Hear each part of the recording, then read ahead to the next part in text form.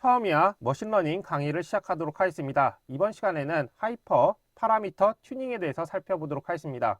하이퍼 파라미터 튜닝이라는 것은 모델의 구조와 학습 방식을 제어하는 여러 설정 값을 조정하여 주어진 데이터에서 가장 높은 일반화 성능을 내는 최적의 조합을 찾는 과정이 되겠습니다. 그래서 하이퍼 파라미터 튜닝을 통해서 모델의 복잡도나 학습 속도, 과적합 여부 등에 직접적인 영향을 미치기 때문에 하이퍼 파라미터 설정이 부적절하면 성능이 저하됩니다. 사실 하이퍼 파라미터를 여러분들이 다룬 적이 있습니다. 언제 다뤘었냐면 랜덤 포레스트나 이런 거를 할 때 다룬 적이 있어요.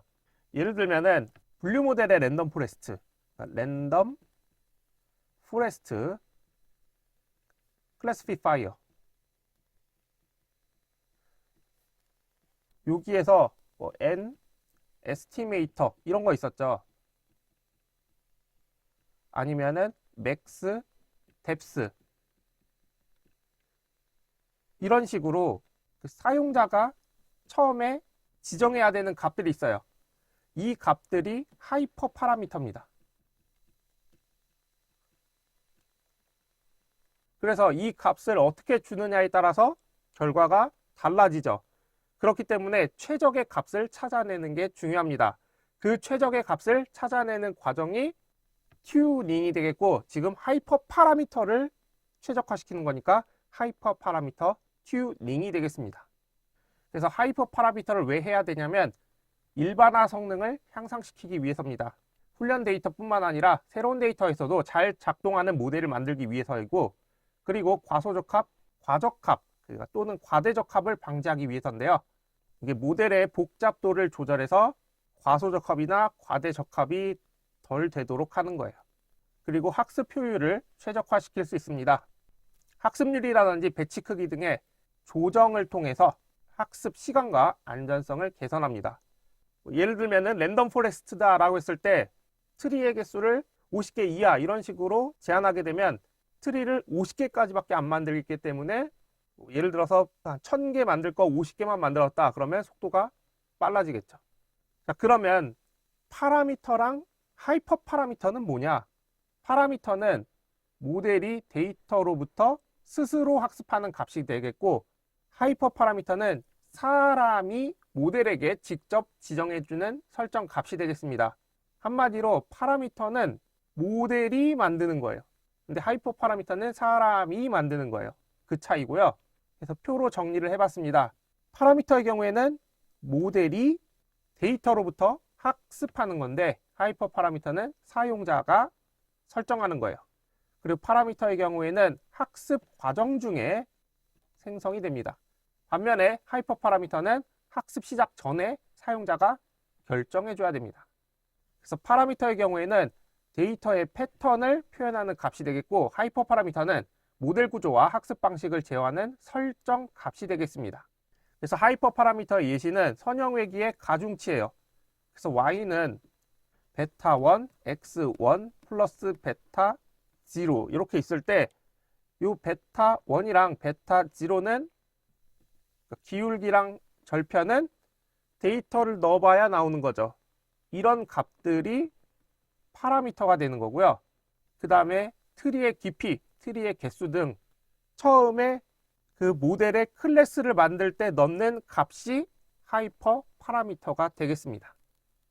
그 다음에 하이퍼 파라미터와 과소적합, 과대적합의 관계에 대해서 살펴보도록 하겠습니다.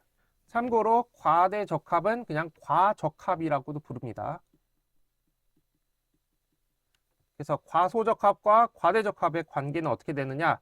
단순하게 설정하면 데이터의 구조를 충분히 표현하지 못하기 때문에 과소적합을 야기합니다.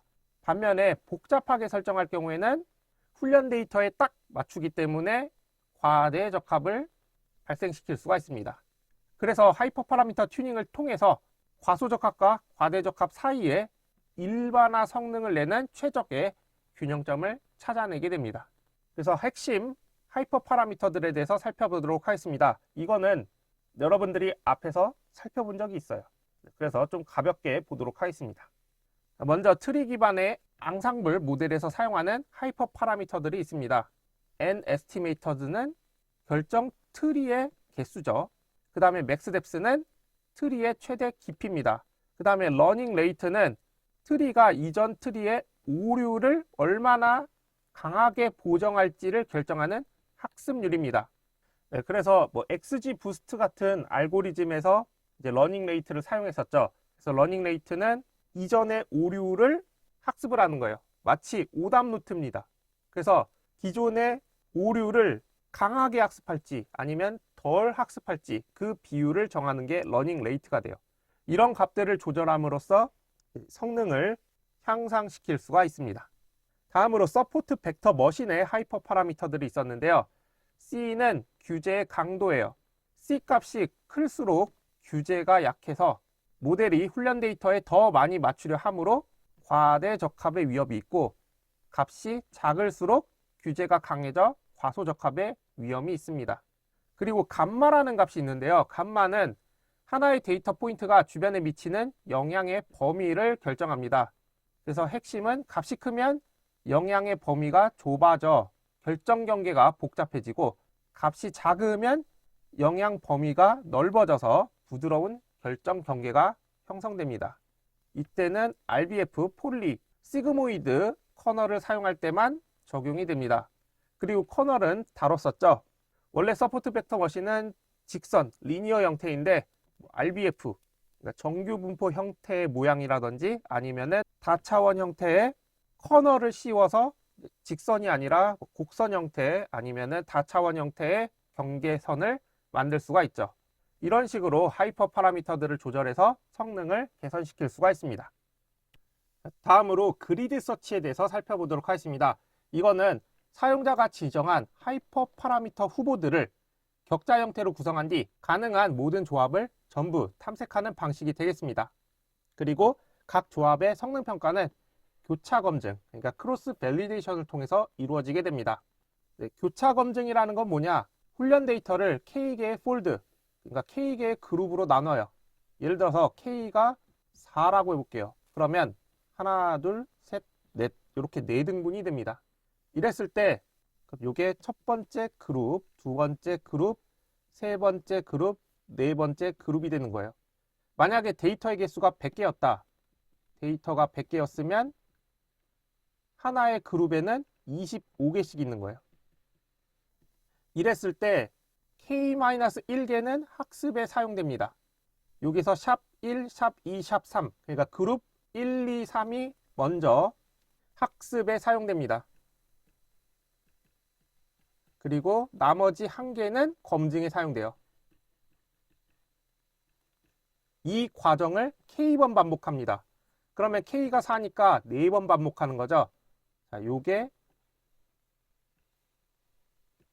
첫 번째고요. 그러면 두 번째일 때는 검증 데이터를 3번 그룹을 쓰는 거고 나머지를 학습에 사용하는 거예요.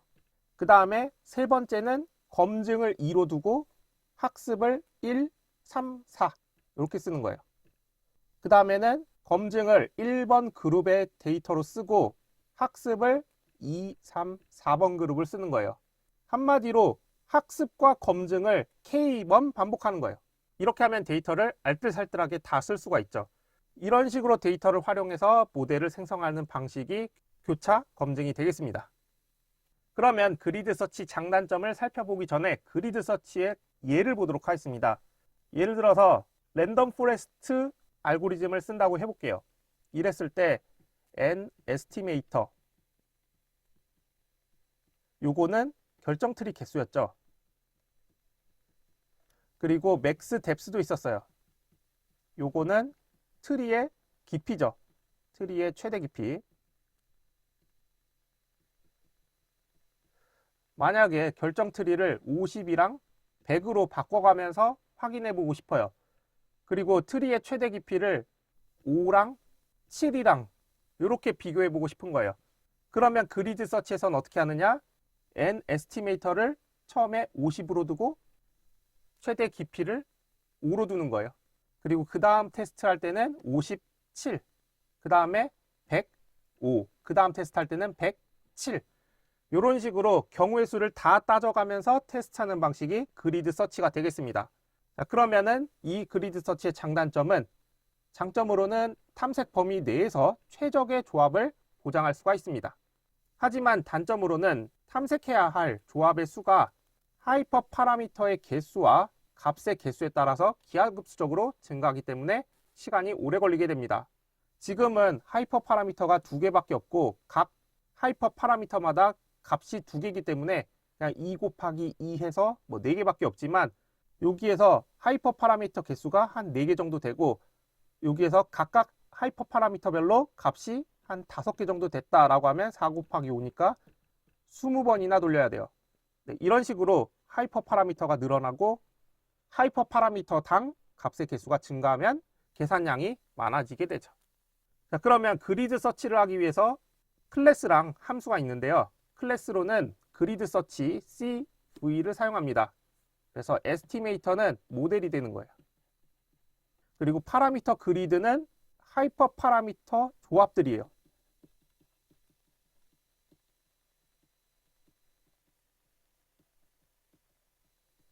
그리고 CV는 크로스 밸리데이션, 그러니까 교차 검증 수라고 보시면 됩니다. 그리고 스코어링 같은 경우에는 평가 지표예요.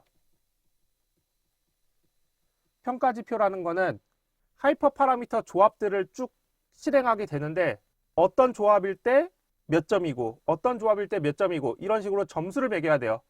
그때 점수의 기준이 되는 게 평가 지표가 되겠습니다. 그 다음에 N-잡스는 병렬 처리에 사용할 CPU 코어 개수죠. 그리고 벌보스는 실행 과정을 출력하는 거예요.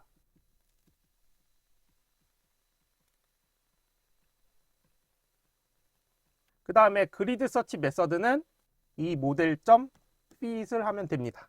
그리고 x 독립변수 그리고 y는 종속변수 이렇게 값을 넣어주면 그리드 서치를 실행하게 됩니다. 그러면 그리드 서치를 fit 학습시킨 후에 속성 값을 보도록 하겠습니다. 먼저 베스트 파람스는 전체 탐색 과정에서 교차 검증 평균 성능이 가장 높았던 최적의 하이퍼 파라미터 조합을 알려줍니다. 베스트 스코어는 그 최적의 조합으로 얻은 평균 교차 검증 점수를 반환해줘요. 그리고 베스트 에스티메이터는 최적의 하이퍼 파라미터로 이미 학습이 완료된 모델 객체예요. 그러니까 베스트 에스티메이터 여기서 나온 값을 바로 모델로 사용할 수가 있는 거예요. 그 다음에 CV 리절트는 각 반복, 그러니까 모든 조합에 대해서 학습 시간, 점수, 표준 편차 등 전체 탐색 과정의 상세 결과를 저장하고 있는 속성이 되겠습니다. 자, 그러면 그리드 서치 코드를 보도록 하겠습니다. 유방암 데이터셋을 로드하기 위해서 로드 브레스트 캔서라는 함수를 씁니다. 그리고 학습 데이터랑 평가 데이터를 분리시켜줘요. 그 다음에 하이퍼 파라미터의 조합을 위해서 그 하이퍼 파라미터들에 대해서 각각 후보로 들어갈 값들을 세팅해 줍니다. 그리고 나서 랜덤 포레스트 클래시파이어 한 다음에 이렇게 랜덤 포레스트를 생성해 줍니다. 그리고 나서 핵심이 여기죠.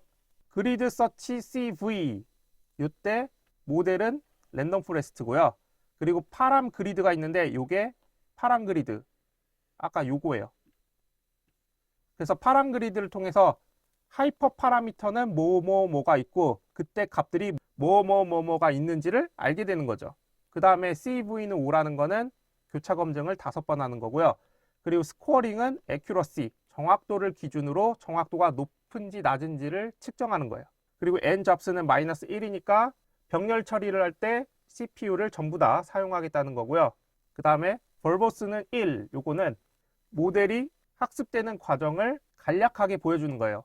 벌보스의 경우에는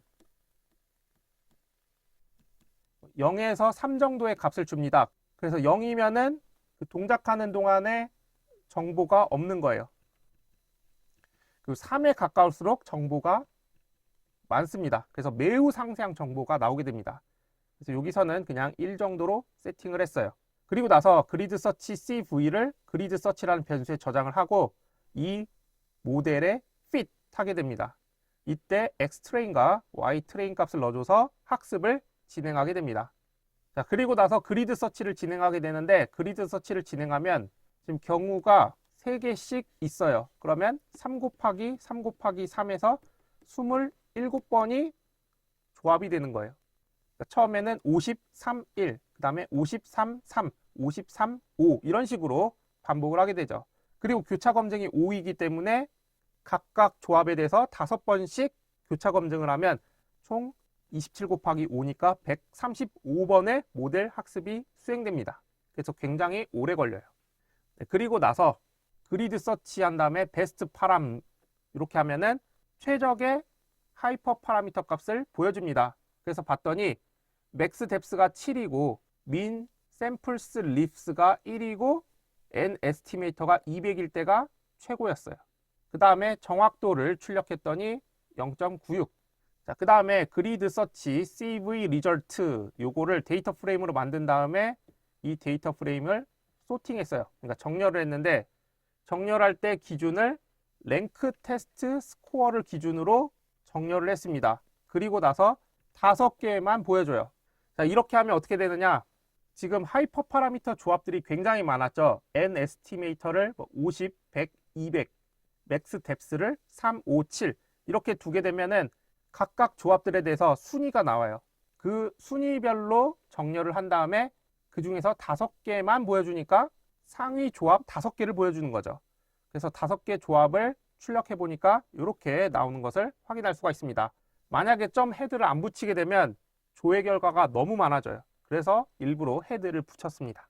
그러면 어떻게 해석을 하냐면 맨 위에가 가장 좋은 결과인 거죠.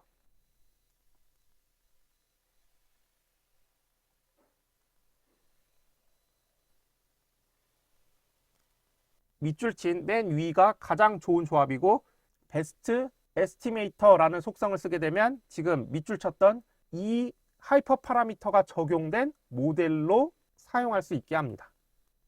다음으로 랜덤 서치입니다. 이거는 그리드 서치의 비효율성을 개선한 방법이 되겠습니다. 그래서 모든 조합을 시도하는 대신에 지정된 횟수만큼 하이퍼 파라미터의 조합을 무작위로 샘플링하여 테스트하는 방식이 되겠습니다. 이때 사용하는 클래스의 이름은 랜더마이즈드 서치 CV예요. 자, 그래서 랜더마이즈드 서치 CV를 보면 여기 파람 디스트리뷰션스랑 N 이터 요거를 빼고는 나머지는 그리드 서치 클래스의 파라미터랑 동일합니다. 자, 이때 파람 디스트리뷰션은 하이퍼 파라미터 값들에 대한 분포가 들어갈 수도 있어요. 또는 그 앞에 그리드 서치처럼 후보를 줄 수도 있습니다. 목록을 줄 수도 있는 거예요. 후보 목록. 그 다음에 N이터는 여기 파람 디스트리뷰션스에 들어간 조합들을 가지고 무작위 조합을 하게 되는데 이때 몇 번 시행할지 횟수가 되겠습니다. 이렇게 클래스를 만들고 나서 fit을 하게 되면 학습을 하게 됩니다. 그리고 랜덤 서치가 끝나게 되면 이렇게 속성값이 나오게 되는데 이 속성값은 앞에서 살펴봤던 그리드 서치랑 동일합니다. 그러면 코드를 살펴보도록 하겠습니다. 자, 여기 보시면 파람 디스트 아까 그리드 서치랑 약간 다르죠. 여기 보시면 N 에스티메이터, 맥스 뎁스, 민 샘플스 립스 요거를 범위를 두는 거예요. 그러니까 분포를 두는 거죠. 50에서 250, 3에서 15, 1에서 10 이런 식의 분포를 두면 알아서 랜덤하게 뽑아서 하이퍼 파라미터를 튜닝하게 됩니다. 참고로 이 코드는 앞에 랜덤 포레스트를 그대로 사용할 거라 그리드 서치에서 사용했던 그 코드를 그대로 갖고 이어서 진행을 하시면 되겠습니다. 자, 그랬을 때 랜더마이즈드 서치 CV하고 랜덤 포레스트 넣어준 다음에 파람 디스트리뷰션은 여기 있었죠. 요 분포 값을 넣어줍니다. 그리고 최대 50회로 제한을 해줍니다. 그리고 나서 랜더마이즈드 서치 CV 모델을 랜덤 서치라는 변수에 넣어주고 fit 하게 되면 학습을 하게 됩니다. 그리고 나서 베스트 파라미터 요거를 뽑아내게 되면 맥스 뎁스는 6 그리고 민 샘플스 립스를 2 그리고 N 에스티메이터를 153으로 했을 때가 최적의 파라미터가 나왔다라고 알려준 거예요. 그때 베스트 스코어 검증 정확도는 0.96이 나오는 것을 확인할 수가 있습니다. 네, 개인적으로는 그리드 서치 같은 경우에는 값을 지정해주고 그 조합을 하기 때문에 전 개인적으로 랜덤 서치를 더 좋아하는 편인데 이거는 여러분들이 코딩을 하실 때 둘의 장단점을 보고 어떤 거를 사용할지를 결정해 주시면 되겠습니다. 네, 이렇게 해서 하이퍼 파라미터 튜닝에 대해서 살펴봤습니다. 남은 내용들이 많아서 남은 내용들은 다음 시간에 이어서 진행하도록 하겠습니다. 감사합니다.